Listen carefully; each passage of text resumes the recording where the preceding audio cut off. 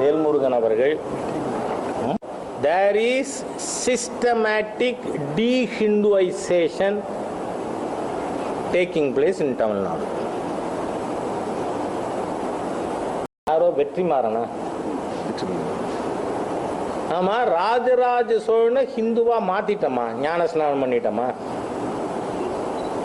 எனக்கு கொஞ்சம் இந்த வெற்றிமாறன், எனக்கு அவ்வளவு சரித்திர அறிவில்லை, அவருக்கு பேரே வெற்றிமாறன் வச்சுருக்காரு. ராஜராஜ சோழன் கட்டின 2 சர்ச்சு 2 மாஸ்க் எங்கெங்க இருக்குன்னு சொல்லிட்டா போதும். அவர் யாரு? சிவனோட பக்தன். எந்த அளவுக்கு? தன்னை சிவபாதசேகரன் என்று அழைத்து கொண்ட மாமன்னன் Rajaraja.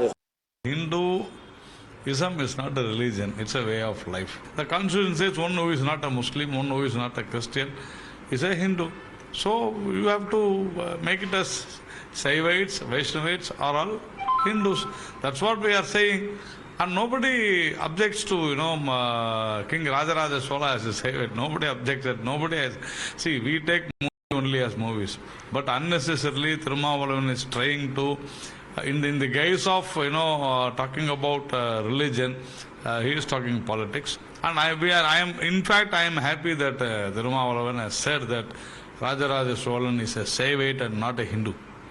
So now these people should understand that Hindu is not a religion, it's a way of life. All right, Madhav is also with us. Madhav, how do we actually take those reactions, mixed bag of reactions really that are coming in? What Kamal Haasan seems to be suggesting, that take the movie as a movie or just blame it on the Britishers because they clubbed all the followings and, in a way gave an example that how Thoothukudi was renamed to Tuticorin. Should we blame the Britishers for that then?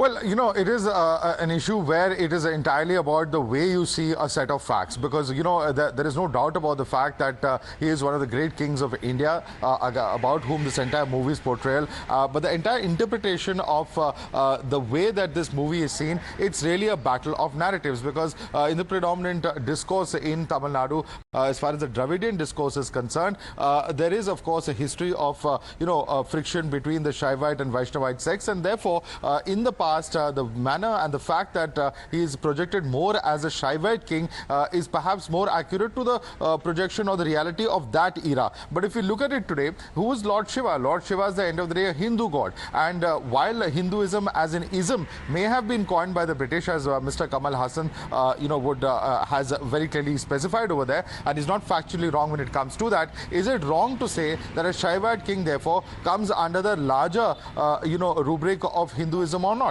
That's where the entire debate is actually currently on. While the BJP, of course, a party that has espoused the cause of Hindutva, wants to, of course, see Rajaraja Chola from that perspective as well. Kamal Haasan and those who share his ideology and other political parties in Tamil Nadu say that it is not correct to project him as a Hindu king. He is, of course, a prominent Shaivite king, and he talks about Shaivism, he talks about Vaishnavism and Jainism, right, which were the prominent isms of that day. The larger question, though, is in today's day and age, how does one interpret this? How does one look at this? I think interpretation, should we talk about creative liberty there? Please stay on with us, Madhav and Prapanch. Let's open it up. And Mr. R. Srinivasan is also with us on the broadcast, sir. Good afternoon to you. Is history being misinterpreted, sir? Yes, I agree with Shri H. Raja's statement that there is a conscious attempt to de-Hinduize identities in Tamil Nadu. So we need to first understand that a particular person carries many identities: an identity of gender, an identity of language, an identity of ethnicity, an identity of religion, an identity of so many things. So hence, a person can come into various identities. And in fact, Rajaraja Chola is a Chola king. There was no concept of Tamil Nadu there. So Tamil Nadu got its name in 1967. After DMK came to power for the first time. So does that mean that there was no Tamil Nadu before that? So wherein people call people who lived in Tamil Nadu that they're not called Tamils. So the point is that different people give different names at various points in time. And the maps are drawn and redrawn all over the time, till at least till independence and till the World War, till the New World Order came into existence. All over the world, maps are drawn and redrawn, and identities are created and erased and created. So, for example, if you call somebody a Turkish Sultan, wasn't he a Muslim or not? We call people as Turkish Sultans, we call people as Mughals. If we are calling people as Mughals, were they Muslims or not? If we call somebody a German emperor, was he a Christian or not? So this is what it is. Somebody is called with an identity of a civilization or of a regional identity or of a civilizational identity. That doesn't mean that that person did not follow a particular religion. So this is the point. Was it a Chola, there was concept no of Tamil several Nadu. religions? Or there was a concept of one Hindu religion that has been clubbed under the various isms that are being followed? That is what is being mentioned by Mr. Kamal Haasan as well.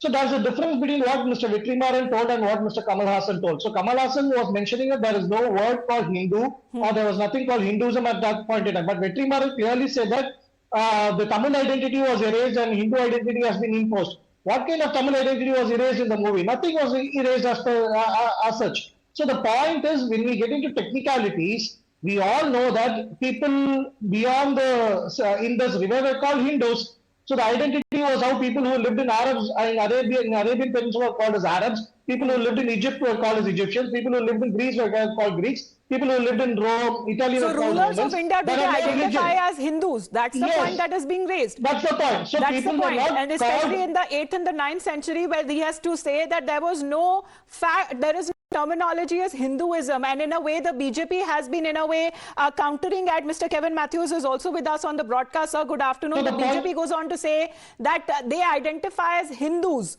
but Hinduism is a way of life. So when it comes to Rajaraja Chola, his identity becomes like a Hindu king.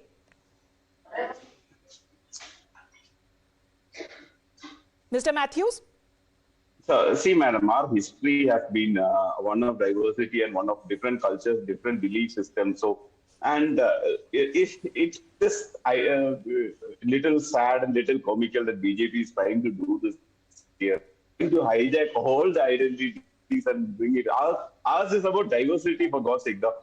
Everything that's beautiful about our country is about diversity. And it is sad that they are trying to attack that very fabric of our identity, wherein we have a lot of belief systems. We have had a lot of system. Hinduism is not yet as is something that was an organized religion 200 years ago. You have to understand that. So there were different belief systems. We had Shaivites and Vaishnavites.